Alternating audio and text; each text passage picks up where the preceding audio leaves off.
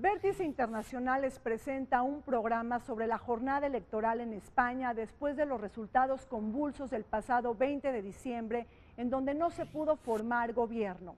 Hoy analizamos las claves políticas e históricas, el fracaso de investidura de Pedro Sánchez, así como las posibles consecuencias para España de la salida del Reino Unido de la Unión Europea. En el bloque legislativo, las reuniones de trabajo de los grupos de amistad y en el segmento fronterizo, los posicionamientos de los partidos políticos españoles frente a los temas de migración. Soy Rina Musali y les pido que me acompañen en Vértice Internacional, un programa para todos aquellos que les gusta vivir sin fronteras.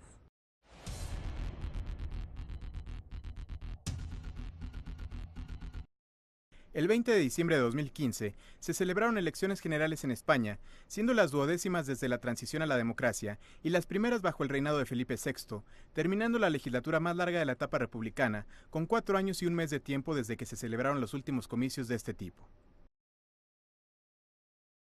En dichas votaciones se renovaron 558 escaños de los 616 que conforman las Cortes Generales de la 11ª legislatura, con 350 diputados y 208 senadores, que se sumaron a otros 50 designados por las comunidades autónomas.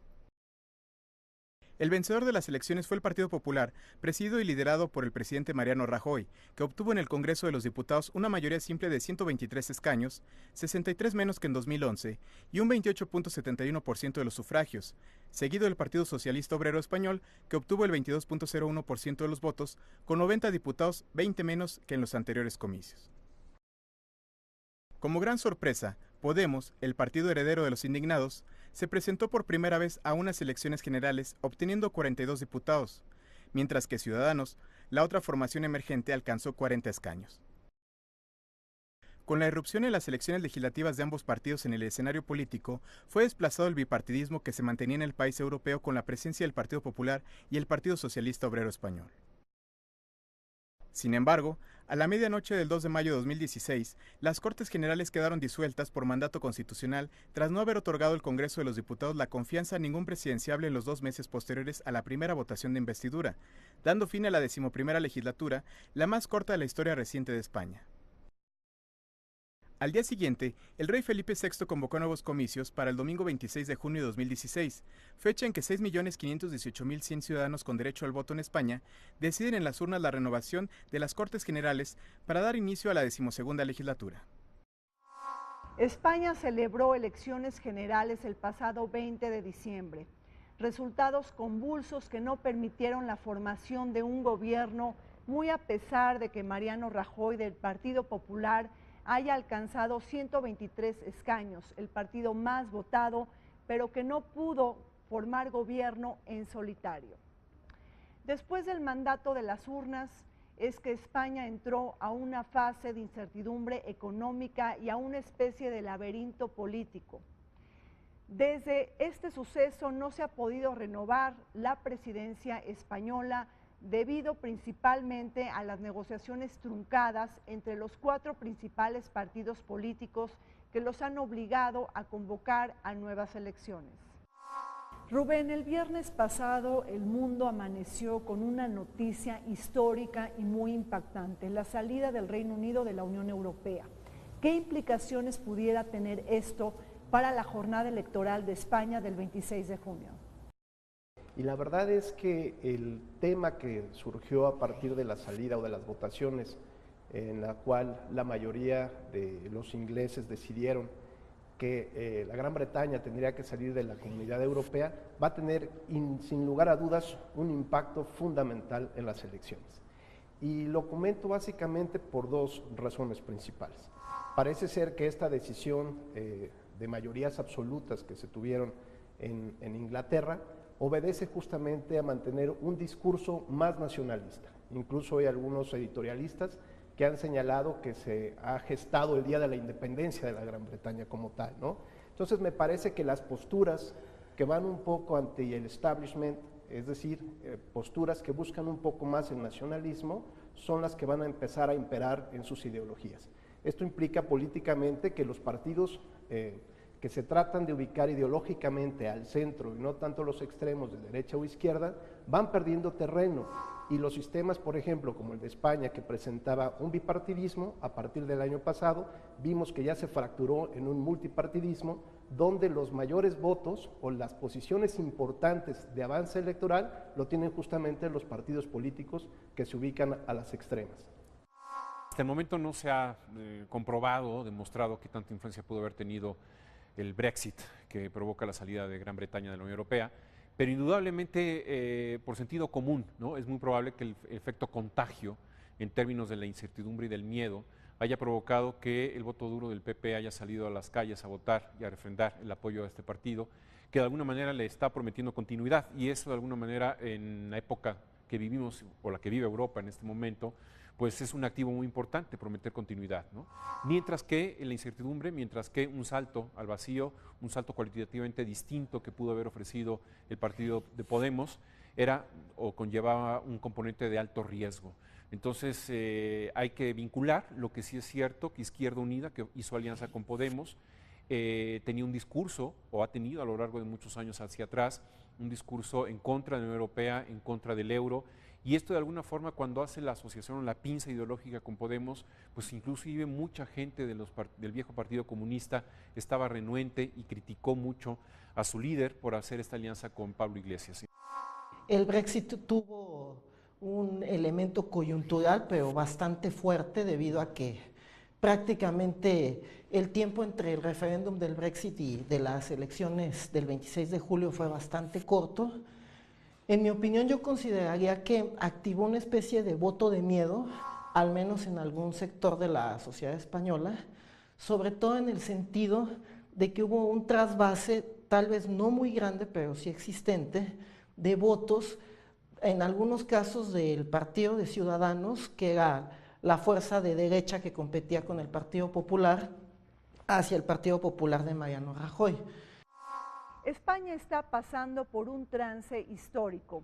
La corrupción, la crisis económica y el grito de independencia de Cataluña han movido las fichas del tradicional tablero político sustentado en un tradicional bipartidismo distribuido entre el Partido Popular y el Partido Socialista Obrero Español, que se desarrolló desde 1977. Fecha en la que se restableció la democracia con la celebración de elecciones libres. Sin embargo, ante un electorado harto, cansado, inconforme y distanciado por la pérdida de legitimidad de los dos partidos de siempre, el respaldo ciudadano ha favorecido el surgimiento de dos nuevas fuerzas políticas: la llegada de Podemos, comandada por Pablo Iglesias, y Ciudadanos, liderado por Albert Rivera. Rubén, la corrupción, el malestar económico y también el grito de independencia de Cataluña son las tres divisas que se están transando en esta elección en España. Esto va a tener un impacto económico muy importante también para las finanzas y para el estado social que presenta España como tal, el estado de bienestar. Esto aunado a que casi existen más de 3 millones de españoles que están en el desempleo total, están en el paro, la disminución de los salarios. Hay un grupo bien importante de españoles, un universo muy importante, más de 6 millones de españoles, que señalan los analistas, prácticamente no les alcanza a poder cumplir con su salario los compromisos que tienen a fin de mes. Esto es, a partir del día 20, así lo señalan ellos, es dramático para muchas familias porque tienen que pedir prestado a sus familiares para poder cumplir con los servicios, con la renta y como tal. Y recordemos que las elecciones son el 26, justamente. Entonces, viene un incremento a la frustración que existe, no solamente en la clase de los jóvenes, sino también en el voto adulto. Bueno, definitivamente que son dos aspectos importantes. Uno, que tiene mucha relación con el factor del miedo, que por eso pudo haber bajado Podemos, casi 1 millón de votos, un poco más de 1 millón de votos, pero también hay que decir que hay un elemento, yo diría 2 elementos claves, ¿no? Primero, el gran error de las encuestas, o al menos las últimas encuestas una semana anterior daba efectivamente a Podemos como el segundo lugar de las elecciones, y evidentemente, bueno, como vemos el resultado no fue así. ¿Qué fue lo que ocurrió? Lo que ocurrió ya lo expliqué quizás con el primer tema, es decir, la posible influencia del Brexit. Brexit, el referéndum se dio en un día viernes, El sábado es un día que se conoce como día de reflexión previo a las elecciones, donde en teoría no se debe de hacer campaña política, y el domingo pues ya es propiamente el día de la elección. ¿Cuál es el punto con esto? Que es muy probable que el corte de algunas encuestas se haya hecho previo al día de reflexión y que no hayan tomado en cuenta un posible impacto de la elección del Brexit en Gran Bretaña en los resultados de las elecciones españolas, o también se podría interpretar lo que se conoce como un voto oculto de algunos de los ciudadanos españoles que no mostraron su preferencia hasta el día de la votación, o inclusive si se observara o se pudiera observar la cantidad de electores indecisos, cuántos de ellos hayan tomado la decisión de apoyar a un candidato o a otro hasta el mero momento en que depositan su sufragio en la urna. Fue la crisis económica devastadora en Europa, con sus implicaciones para España, que se rompió el molde de los partidos tradicionales y se favoreció un nuevo status quo que también reflejó la brecha generacional entre los partidos viejos y nuevos. Tan solo veamos el contraste de las edades. Mariano Rajoy, con 61 años, enfrenta a Pablo Iglesias, de 38, Albert Rivera, de 37, y a un Pedro Sánchez, de 44 años. Por otro lado, no perdamos de vista que de los 350 diputados de la 9ª legislatura, 218 fueron nuevos liderazgos. Entonces la pregunta es, ¿cómo generar un nuevo entendimiento político que dé lugar a un acomodo entre lo viejo y lo nuevo en España? Rubén, recojo lo que nos ha señalado en esta entrevista, el descalabro de los dos partidos tradicionales y la llegada de nuevos partidos como Podemos y Ciudadanos. Sin embargo, vemos que aquí también está de por medio esta brecha generacional y una falta de entendimiento entre los dos viejos partidos políticos y los dos nuevos. Sí, la verdad es que como hemos empezado a ver en otras elecciones en Europa, la brecha generacional se hace muy patente. Hoy quienes tienen la mayoría o la posibilidad de decidir sobre los resultados electorales es el grupo del voto joven, de aquellos que se encuentran entre los 18 y 40 años, sobre todo los que habrán nacido de los años 80 y 90, son los que hoy incluso ya tienen una percepción diferente, no solamente de los padres que tuvieron, ¿no? Pues de sus papás, sino incluso de sus hermanos mayores. Y este grupo, sumado a las redes sociales, como el internet y otras tantas que son de uso muy frecuente, provoca que lo que antiguamente sucedía con la posibilidad de cambiar de un partido político, o sea, que el ciudadano cambiara la preferencia respecto de un partido político, hoy es prácticamente inmediata a través de las redes. Se genera una movilización muy importante y sobre todo a mí lo que me preocupa mucho, que esta brecha generacional empieza a preguntarse si realmente la política sirve de algo. Bueno, seguramente es una transición la que está viviendo España, del bipartidismo hacia el multipartidismo. Sin embargo, los resultados del domingo evidentemente refuerzan al bipartidismo. El poder de negociación que tiene el Partido Popular, evidentemente ya con una muy buena cantidad de escaños, ¿no? Es mucho mayor de la que tuvo el 20 de diciembre, 14 escaños más, 137 escaños si no mal recuerdo. Y eso, pues bueno, lo que va a generar es que tenga mayor facilidad de sumar esfuerzos, pidiéndole quizá a PSOE, a pesar de que PSOE ha dicho desde hace mucho tiempo que no va a dar el apoyo ni de manera activa ni pasiva. Eso significa que ni en la primera vuelta con el voto, ni en la segunda vuelta ni en la investidura, en dado caso de que se abstenga el PSOE. Entonces, de alguna forma, ¿qué le queda al Partido Popular? Ha lastimado mucho al Partido Ciudadanos, que es un partido muy similar al Partido Popular, con un cambio generacional demográficamente hablando muy importante. Tampoco me parece que sea tan amigable la postura de Albert Rivera, el líder de Ciudadanos, porque Albert Rivera se la pasó diciendo que apoyaría al PP siempre y cuando no se presentara Mariano Rajoy como presidente. Por una parte, Mariano Rajoy defendió el discurso de la continuidad del proyecto político y económico de los últimos años de gobierno, mientras que por otra parte las fuerzas del cambio eran defendidas tanto por Pedro Sánchez del Partido Socialista Obrero Español, por Albert Rivera de Ciudadanos y por Pablo Iglesias de Podemos. Entonces, si lo articulamos bajo un eje de continuidad y cambio, ¿es mayoritario el voto que tuvieron las fuerzas del cambio? Sí, pero quedaron repartidas en tres partidos. mientras que las fuerzas de la continuidad se concentraron todas en el Partido Popular. El reacomodo de fuerzas de las elecciones del 26 de julio, si bien no borraron del mapa a las fuerzas emergentes, sí permiten por lo menos ver con claridad cuáles son los dos partidos hegemónicos y que siguen teniendo una representación bastante superior a las fuerzas emergentes. Es decir, que el bipartidismo a grandes rasgos, aunque con algunas afectaciones, sí se mantiene. Recordemos que el Partido Socialista Obrero Español tuvo la peor derrota electoral de su historia desde 1977, con los resultados abultados del 20 de diciembre. Tan solo en las elecciones del 2011, los dos partidos mayoritarios conquistaron 296 escaños de 350. 4 años más tarde, ambos alcanzaron tan solo 223 asientos. Esta reducción matemática nos refleja la pérdida de vitalidad de los partidos tradicionales y la bocanada de aire fresco para la democracia que significó la llegada de los partidos Podemos y Ciudadanos.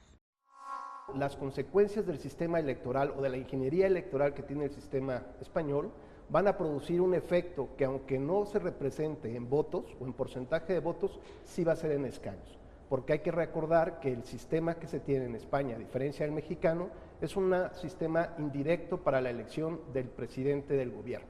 ¿Esto qué significa? Que el pasado diciembre de 2015 los españoles votaron por las asambleas generales, es decir, votaron por sus cortes, por el Congreso de Diputados, que tendría que haberse elegido en su oportunidad, además de las atribuciones que tiene de sus facultades legislativas, tiene la gran atribución de designar o elegir al presidente del gobierno español, a partir de una mayoría absoluta. Entonces aquí lo interesante va a ser cómo el posicionamiento de Podemos va a estar no en función de votos, sino en función de los escaños que pueda obtener. No, es un proceso de cambio demográfico, es un proceso de cambio de ideologías, es un proceso de quizás de asimilación ideológica a un nuevo ambiente que no tenía España en la primera parte de su democracia, del 78, y esto es proclive a la creación de nuevos partidos, que lo hemos visto, a la urgente regeneración de los partidos clásicos, el Partido Popular y el Partido Socialista Obrero Español. Viene una llamada de atención muy fuerte, o se regeneran o prácticamente pierden espacios, y creo que estamos precisamente, o están en España, viendo esa transición, una transición demográfica importante, con otras necesidades, con otro país, con otro continente, con otra Unión Europea distinta a la de hace ya 20, 30 años, ¿no? Después de 4 meses de batalla campal entre los partidos políticos, es que España decidió enfrentarse al mandato de las urnas. Los consensos y los acuerdos no llegaron, muy a pesar del proceso de investidura de Pedro Sánchez, que contó con los 40 votos de Ciudadanos, pero que tampoco le fueron suficientes para formar gobierno. Ante esta consigna, el rey Felipe VI, considerado el árbitro político en España, decidió disolver la legislatura, esta legislatura que tan solo duró 111 días, la más corta del periodo democrático español. A mí me parece muy relevante el papel político que tiene que asumir el rey, ¿no?, en estos momentos. Me parece importante que él debe de cubrir los vacíos que ha dejado la clase política española como tal, ¿no? Incluso se le ha visto en aquellos momentos donde los líderes de los partidos políticos se han alejado del escenario público, ¿no? Me parece que incluso ha incrementado su presencia y el discurso. ¿Y esto qué me lleva a pensar? Bueno, pues que deben de sentarse justamente y analizar con gran madurez la posible coalición de alianzas de partidos políticos para poder designar al presidente del gobierno. La mayoría de los españoles parece ser que prefiere una gran alianza, ¿no?, por esta parálisis que existe, esta parálisis política y social, además de que no encuentran respuesta en las campañas que tuvieron ahora muy cortas, por cierto, los partidos políticos no encuentran una respuesta a las necesidades apremiantes de la clase social, de la clase media española como tal. La Constitución española establece que el rey Felipe VI es el encargado de llevar a cabo el trámite para la formación de un gobierno con base en los resultados electorales. Sin embargo, existen algunas lagunas en la Constitución española. Por ejemplo, no especifica que el candidato de la fuerza más votada tenga que ser forzosamente quien ocupe la presidencia de gobierno. El mecanismo que se siguió durante las elecciones de diciembre fue que el rey Felipe VI llamó a consultas a los líderes de todas y cada una de las fuerzas que tuvieron representación en el Parlamento. Consecuencia de ello, el mecanismo se va a tener que repetir. Y entonces van a ir llamando a los líderes de cada una de las fuerzas políticas para ir sondeando los ánimos de cuáles son los apoyos para irle encomendando, en principio a Mariano Rajoy, la formación de un nuevo gobierno en España. Era compleja la función del rey después del 20 de diciembre por la dificultad de hacer los consensos, pero mientras haya, no una mayoría absoluta, no la tiene el PP, pero sí mientras haya una mayoría relativa alta, elevada como la tiene el Partido Popular, creo que va a ser mucho más fácil para el rey Felipe VI la formación de un gobierno. De alguna manera me parece que cuando ya convoque la formación de un nuevo gobierno, Mariano Rajoy y el Partido Popular ya tendrá negociado ciertos pactos, y si no, pues él, a diferencia del 20 de diciembre, él sí va a levantar la mano para que en la primera oportunidad pueda llegar a formar gobierno.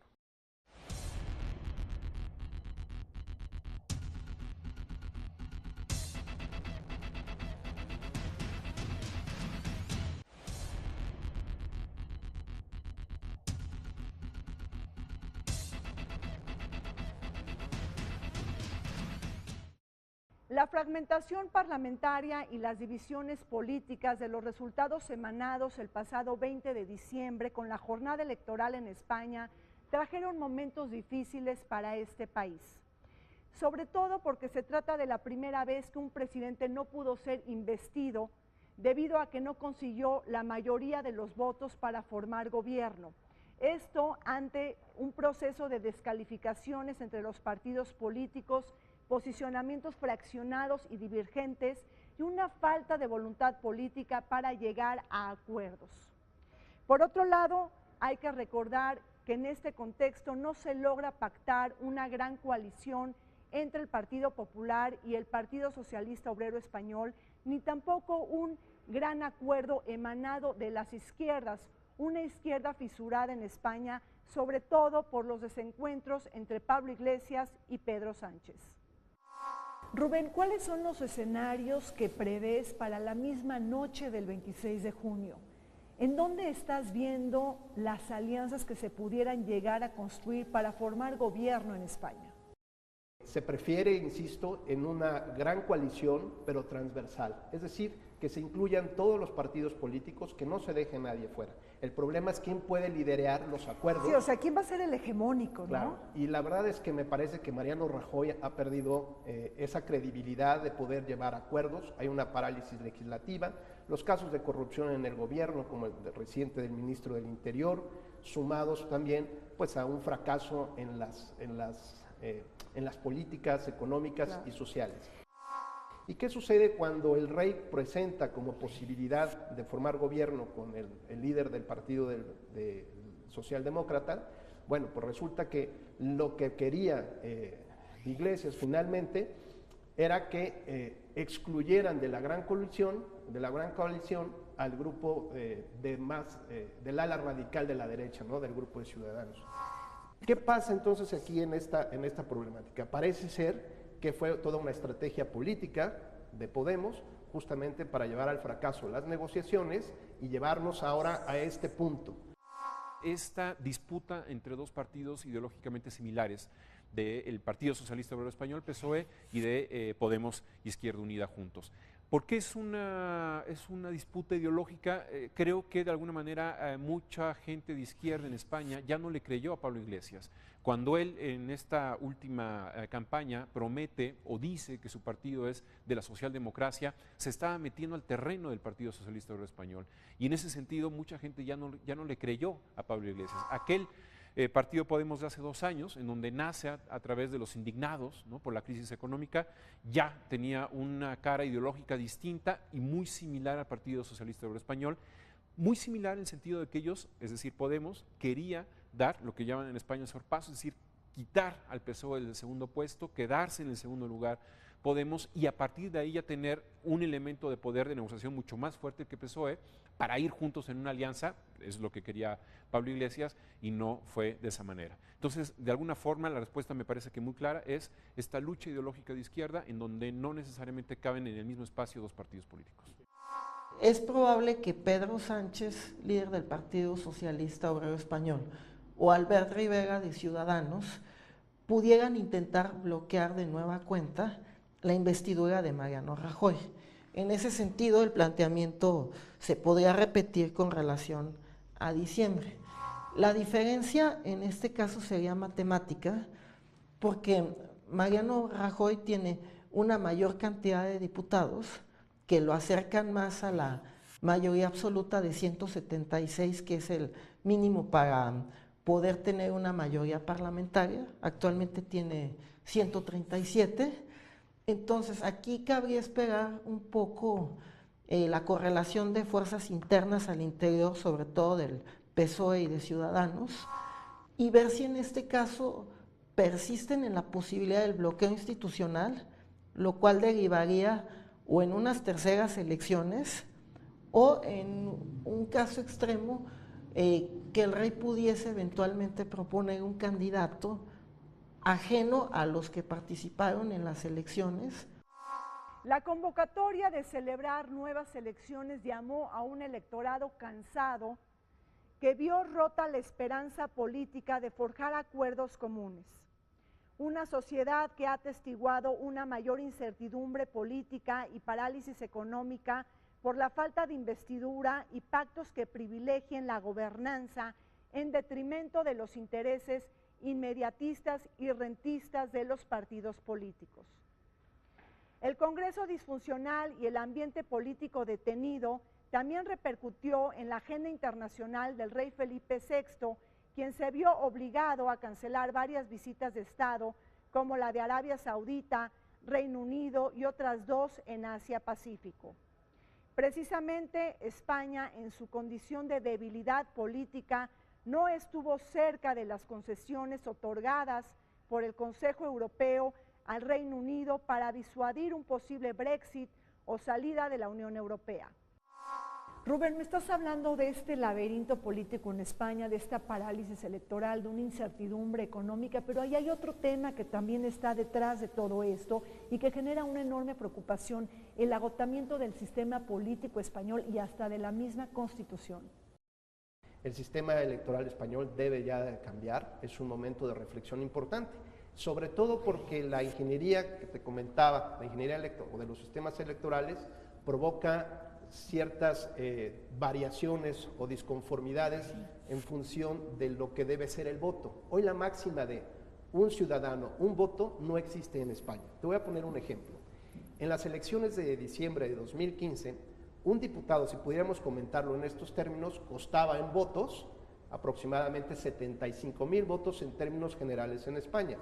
Pero en la sistemática electoral no siempre 2 más 2 nos da 4, 2 más 2 votos nos da un escaño, nos da 4, a veces da más y a veces da menos.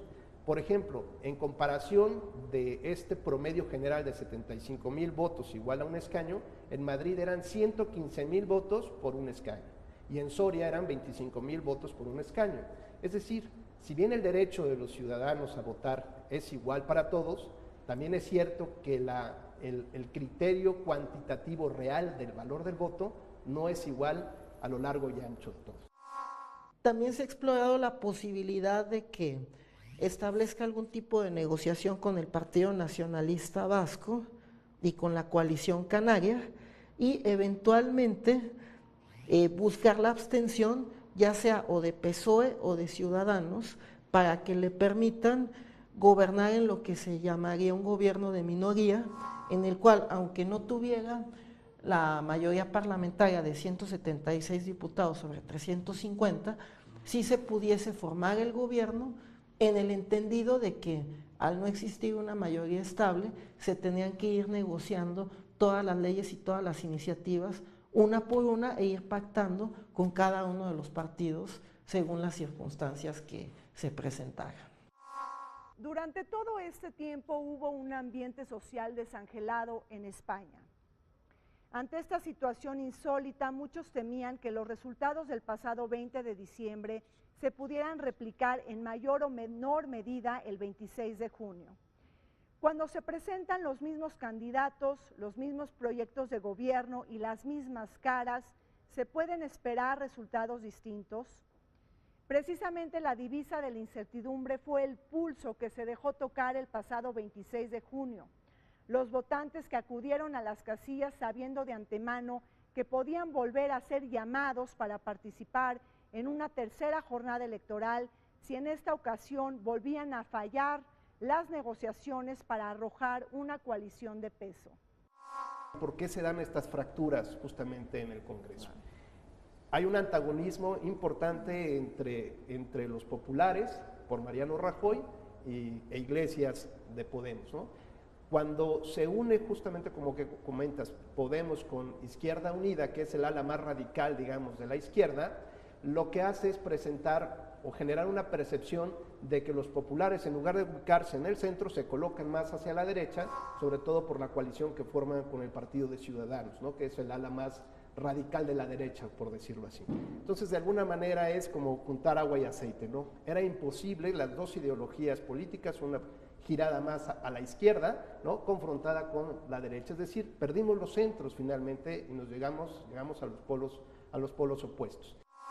Una de las novedades de esta jornada electoral del 26 de junio en España ha sido la alianza y el pacto entre Podemos e Izquierda Unida, una alianza preelectoral que puede cambiar la matemática de los votos y hasta arrebatarle el liderazgo de la izquierda al Partido Socialista Obrero Español. Tan solo recordemos que hace varios meses el mismo Pablo Iglesias le propuso a Pedro Sánchez ser vicepresidente de la República de España precisamente para formar un gobierno de izquierda unida. Sin embargo, este pacto no fructificó en aras de quitarle peso y talla al Partido Popular de Mariano Rajoy.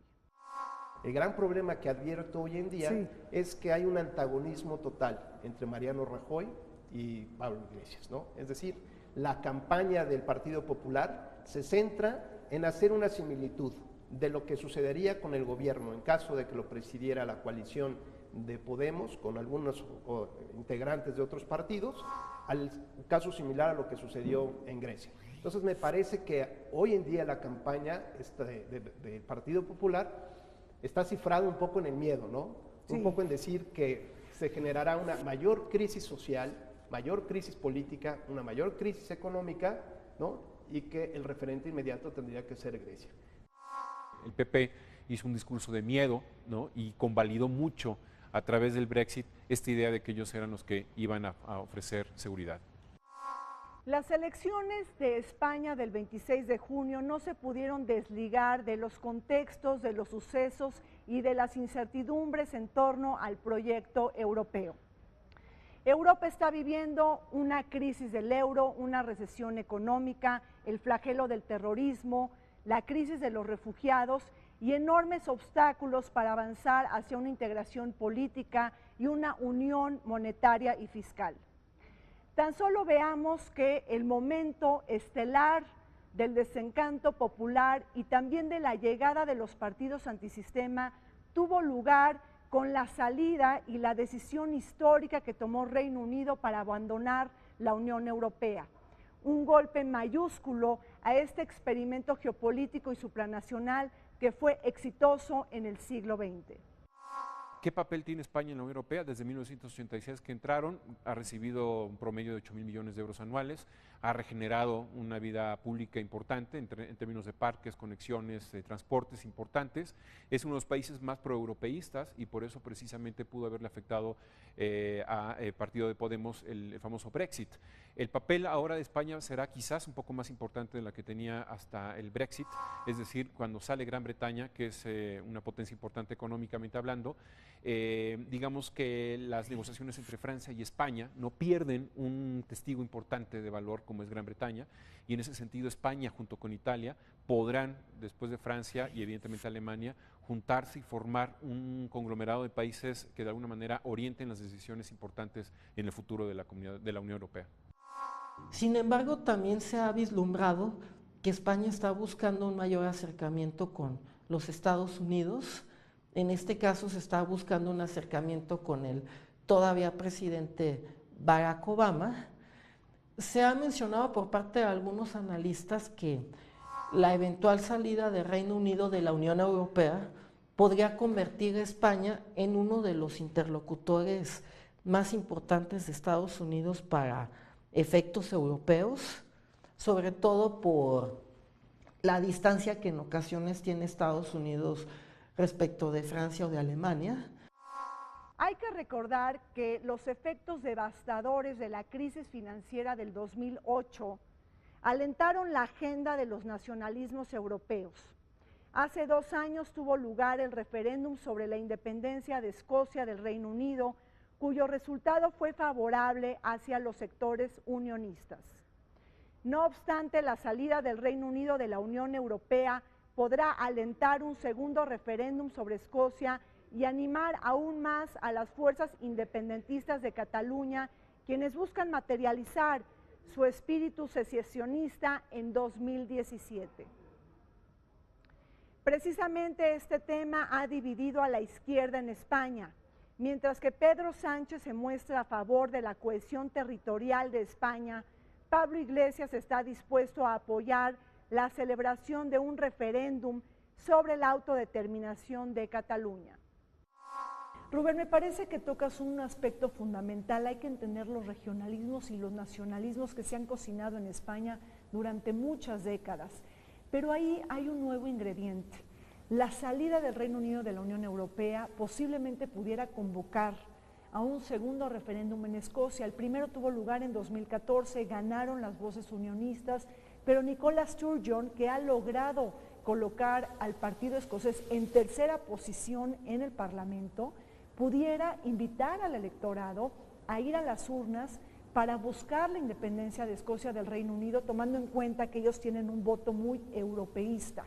Esto pudiera animar nuevamente pues, el grito de independencia de los catalanes. Incluso su principal vocero o vocera en la campaña electoral de Podemos fue la alcaldesa de Barcelona, ¿no? Es decir, donde se pueda demostrar realmente que Podemos pueda gobernar en favor de todos los españoles, que además este es otro de los grandes argumentos que tiene el Partido Popular, ¿no? Digamos que la ideología de Podemos es muy cambiante, es muy variable, sí. Puede unirse a las extremas izquierdas. O de repente estar en el centro, ¿no? O puede estar en el centro. Y esto implica entonces un problema de fidelidad de ideologías y de asumir actitudes que realmente demuestran que pudiera gobernar en favor de todos los españoles, ¿no? Y no solamente para cumplir acuerdos y pagar facturas electorales únicamente. Yo creo que con la salida de Gran Bretaña de la Comunidad Europea va a fomentar o va a radicalizar incluso el posicionamiento de las comunidades autónomas. Los resultados de la autonomía catalana, que es de alguna manera la que tiene mayor proclividad a pedir el referéndum, pues prácticamente obtuvo la misma cantidad de votos estos partidos por independencia este domingo pasado. ¿Eso qué significa? Que de alguna manera se están polarizando más, es decir, los catalanes le pedirán a Mariano Rajoy, pero en realidad Mariano Rajoy va a continuar con esa pauta. Desde esta perspectiva, independientemente del gobierno que se pudiera formar en España, nos encontraríamos con el hecho de que España va a seguir siendo uno de los principales defensores del proyecto de integración europea. Ha sido un país que ha aplicado con relativo éxito las medidas de recuperación económica propuestas por las instituciones europeas luego de la crisis económica del 2008, y con relación al tema del Brexit o de la eventual salida del Reino Unido de la Unión Europea, España va a mantener en principio una postura de solidaridad y apoyo con los líderes europeos, en este caso Alemania, Francia, que son los que llevarían el eje de las negociaciones dentro de la Unión. A pesar de que la economía en España crece a un ritmo de alrededor del 3%, uno de los mejores desempeños de la zona euro, enfrenta numerosos desafíos en este terreno. pues los síntomas de la recuperación todavía no se ven reflejados en el bolsillo español. El desempleo ronda en 20% y el juvenil cabalga alrededor del 50%. El endeudamiento público crece y el déficit está por arriba de los límites que propone el Pacto de Estabilidad y Crecimiento Europeo, que exige a los países mantener su déficit por debajo del 3%.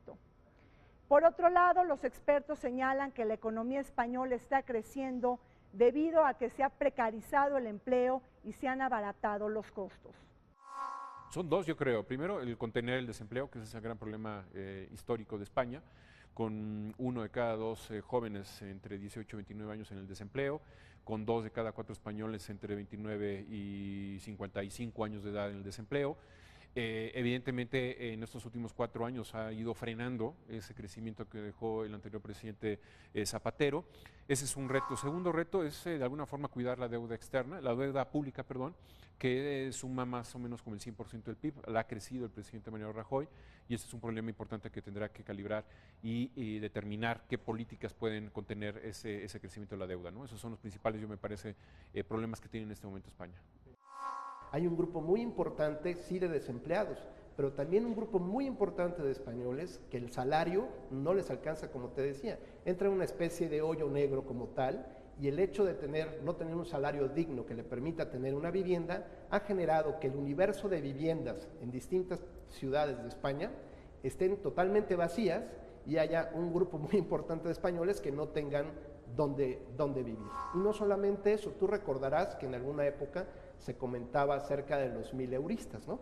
Es decir, aquellos que en la clase social media tenían solamente un pago de 1,000 euros, ¿no? Como tal, y con eso, sumado a la pareja, por ejemplo, o a los hijos, podría ya darles un espacio, cierto espacio mínimo de bienestar social. Lo cierto es que hoy en día los salarios se han reducido a 800 y a 600 euros como tal, ¿no? Es decir, que hoy los mileuristas, lo que antes se criticaba de la economía de Zapatero, de los mileuristas, bueno, hoy es solamente una leyenda urbana. Nos encontramos con que buena parte de los fondos aplicados de la Unión Europea están encaminados a estabilizar el déficit presupuestario, la deuda pública de España. En ese aspecto pudiera ser visto de forma negativa por el ciudadano común, porque buena parte de los recursos se han ido a destinar a sanear las instituciones financieras o inclusive en cierta medida al sector público.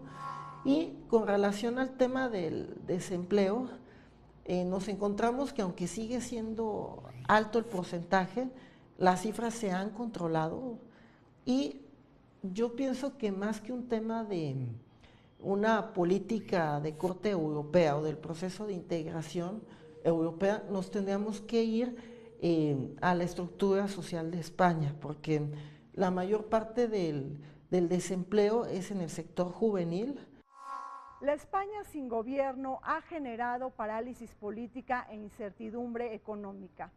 Esta excepción histórica también ha generado ensimismamiento de la política exterior de España, una política exterior poco proactiva a la hora de pactar y de estar al tanto de lo que sucede en Europa. Ahí tuvimos a un Mariano Rajoy sumamente alejado de las negociaciones que se llevaron a cabo entre David Cameron y el Consejo Europeo en febrero de este año para disuadir una posible salida del Reino Unido de la Unión Europea. Ante una nueva realidad, es decir, el abandono del Reino Unido de la Unión Europea, pues las relaciones entre ambos países se tienen que repensar. Ahí está truncado el conflicto sobre el peñón de Gibraltar, las relaciones económicas y comerciales sumamente concatenadas. Además, que no se nos olvide que los españoles en general están comprometidos con el proyecto europeo, pero prevalecen las críticas en torno al funcionamiento de las instituciones europeas a raíz de la crisis financiera del 2008 hasta la fecha. El mensaje que se manda al electorado es que se debe de preparar una transición paulatina en la renovación de los liderazgos en España, por lo menos en el caso del Partido Popular. Entonces la lógica sería buscar que se respete el mandato a Rajoy, pero haciéndole ver que él ya tiene que ir preparando un relevo generacional, tanto en su partido como en la clase política española. Consideraría yo que, aunque de forma indirecta, el acercamiento de España a Estados Unidos también le permitiría, más que recuperar, sería fortalecer los lazos que España tendría con los países latinoamericanos, sobre todo en materia de inversiones y de entrada de capitales españoles o permanencia de ellos en los países latinoamericanos. Sí, definitivamente que con Iberoamérica y México particularmente tendrá que ser mucho más activo. Rajoy el presidente Zapatero descuidó mucho la relación. Mariano Rajoy había prometido más acercamiento con México en particular. Digamos que los empresarios sí lo mantienen. Hay un tratado de libre comercio dinámico y con esta restauración del propio Telequem puede de alguna forma reactivar más el acercamiento de ambas partes, pero sin embargo no se vio con mucho entusiasmo a lo largo de estos 4 años por parte, repito, del jefe de gobierno español, el acercamiento con México. Esta es una de las quizás posturas que puede mejorar en los próximos 4 años en dado caso de que él se confirme como presidente. La verdad es que el sistema electoral y constitucional español ya alcanzó su máximo esplendor, está en un fracaso total, hay una parálisis legislativa, hay una parálisis de gobierno. La figura del tercer lugar hoy se torna totalmente relevante Clave para el equilibrio de la política y de la economía española.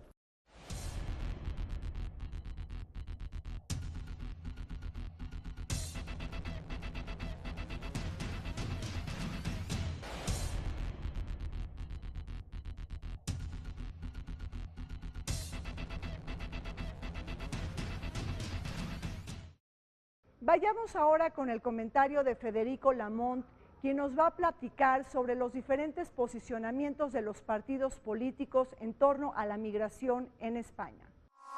El pluripartidismo ibérico deja su expresión no solamente en el proceso electoral, sino nos remonta a los últimos 5 años, cuando el gobernante Partido Popular endureció la ley de extranjería. Esto, si bien favoreció a una caída sensible de la inmigración de 870 a 495,000, que se sumó al paro laboral, tampoco logró contener ese masivo ingreso de extranjeros a la península ibérica. Les doy un ejemplo de la posición de los partidos ruta al proceso electoral. Por ejemplo, los innovadores, entre ellos Podemos, Ciudadanos, resaltan lo siguiente: vamos a restituir un seguro para la inmigración que tiene un equivalente a 600 euros, pero los españoles se preguntan, ¿y de dónde?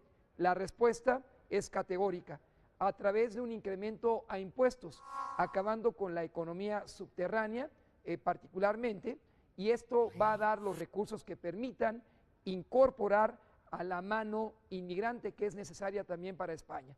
Estas dos posturas que parecen más flexibles a los partidos tradicionales, Popular y Partido Socialista Obrero Español, contrastan con señales de clara racismo. Entre ellos, una española que por solo llevar la tez morena fue excluida e incluso se le amenazó con aplicarle a ella la expulsión rápida, lo cual ha ocurrido principalmente con los inmigrantes procedentes de Oceanía, más cerca de nosotros, el Caribe y particularmente de la Europa del Este. Cito específicamente el caso de los rumanos. ¿A dónde va España después de este proceso electoral? Tal vez a una flexibilización y retomar en su contexto las posiciones de Podemos y Ciudadanos. Ellos tienen fortaleza porque recogen una demanda esencial. Sin la mano de obra procedente del estrecho de Gibraltar, la marroquí, la rumana y ahora a la que se suma la mauritana, España tampoco podría asegurar un crecimiento económico perdido por lo menos durante el último lustro. ¿Qué va a ocurrir con la ley de extranjería? Seguramente el nuevo titular de la Moncloa habrá de hacerle algunas modificaciones y convertir a España en una nación como lo fue en la década de los 80, a partir de 83 y hasta el 96, con un rostro humano hacia este problema latente que es la inmigración en todo el contexto de la península española. Iniciemos nuestro tradicional segmento legislativo de carácter internacional. Esta semana hubo varias reuniones de trabajo en torno a un tema de diplomacia parlamentaria de gran importancia para el Congreso de la Unión, los grupos de amistad que México tiene sostenidos con varios parlamentos del mundo. Veamos los detalles. Al instalarse el Grupo de Amistad México-Cuba aquí en la Cámara de Diputados, la legisladora Marisela Contreras dijo que el pueblo de México mantiene y seguirá con una larga tradición de solidaridad con el pueblo cubano y su revolución.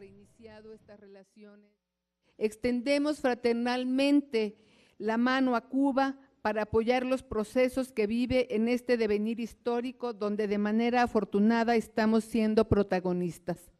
Hay grandes temas que no podemos rehuir más de la agenda internacional. Bueno, es necesario fomentar y diversificar las relaciones con Cuba en todos los aspectos, explicó la legisladora. Por su parte, el diputado Jorge Carlos Ramírez Marín indicó que dos países están para darse consejos y no recomendaciones. Que México, más allá de cualquier gobierno, más allá de cualquier ideología, más allá de cualquier otra cosa, México es el hermano de Cuba, el hermano que en esa amistad aprende, en esa amistad se emociona. El senador del PRD, Luis Sánchez, recordó que legisladores mexicanos firmaron una carta dirigida al Congreso de los Estados Unidos.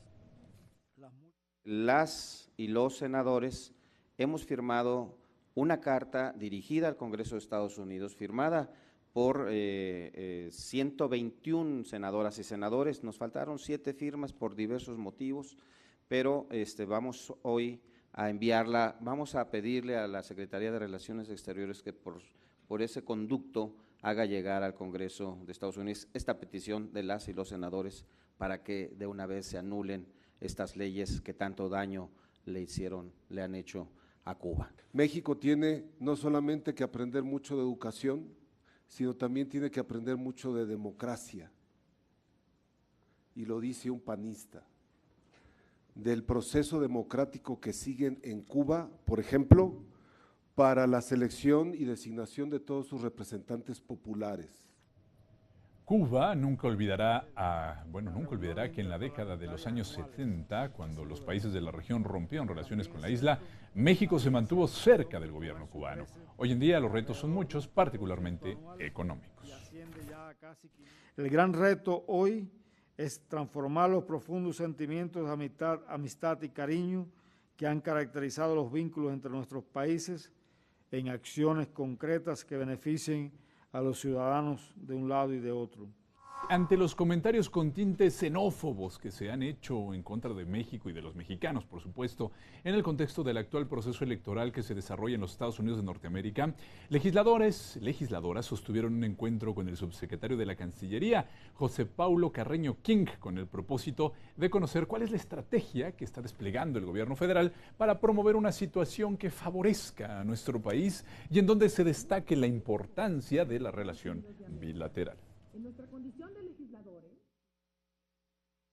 y contrarrestar el discurso y las acciones de xenofobia hacia los mexicanos que están imperando por algunos grupos y específicamente por el candidato republicano. La relación entre México y Estados Unidos tiene presente y tiene futuro más allá de esta coyuntura electoral y por esta razón debemos de cerrar filas con el gobierno de la República.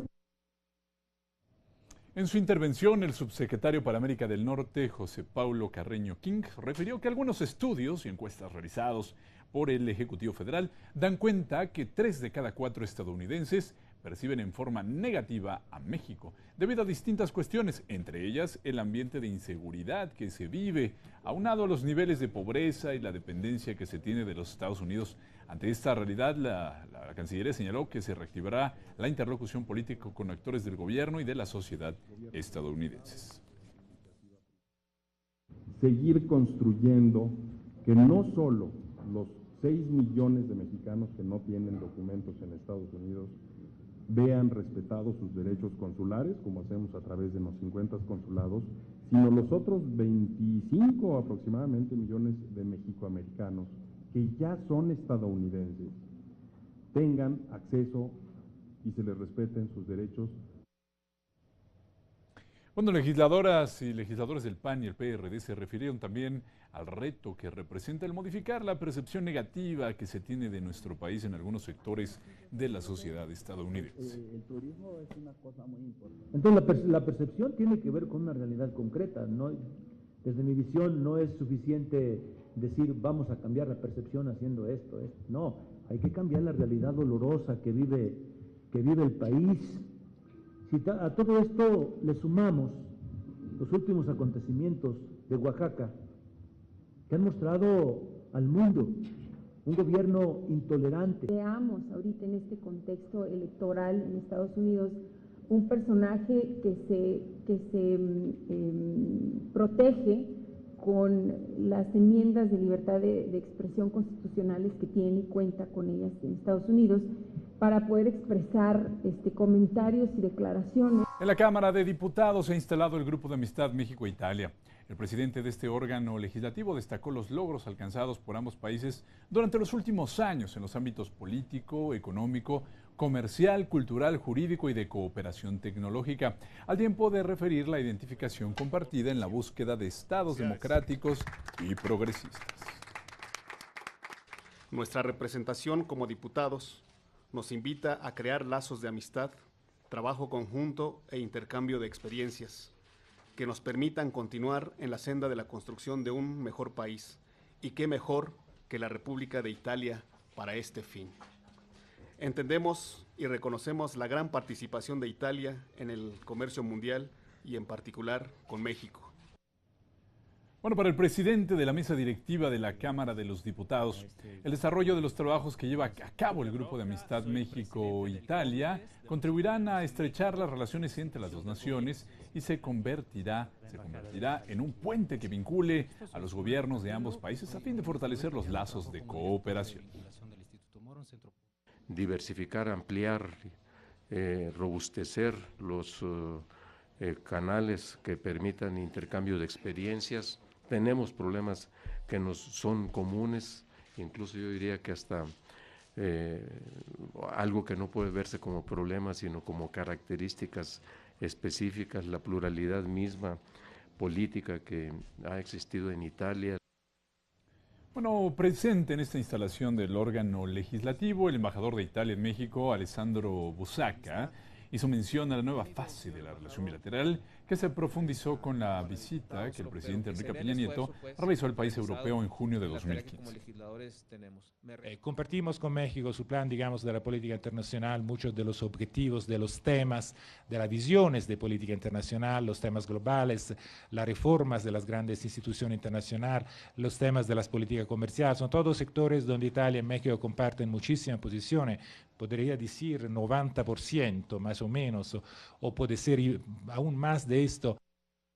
Durante la reunión de instalación también se mencionaron las oportunidades que se pueden promover intercambios en materia de experiencias legislativas y de combate al crimen organizado. El dinamismo político ha resultado en la firma de 15 instrumentos bilaterales durante el gobierno del presidente Peña Nieto, que han estrechado la cooperación política, cultural, comercial, energética, científica y tecnológica, turística, de salud, aeroespacial, jurídica y forestal. Creo que es tan importante reconocer la labor que han hecho en Italia de las reformas que también han empujado y han impulsado, también como aquí, como en nuestro país, y particularmente en el tema que nos ocupó para el periodo extraordinario, uno de los temas que fue la implementación ya del Sistema Nacional Anticorrupción.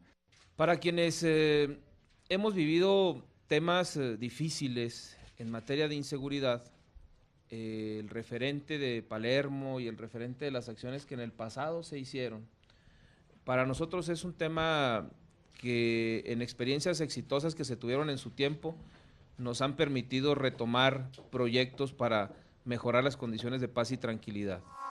Se nos acabó el tiempo en Vértice Internacional. Soy Rina Musali, me despido de ustedes recordándoles que este programa se transmite todos los martes a las 21 horas y en repetición los sábados a las 19 horas. Vértice Internacional, un programa para todos aquellos que les gusta vivir sin fronteras.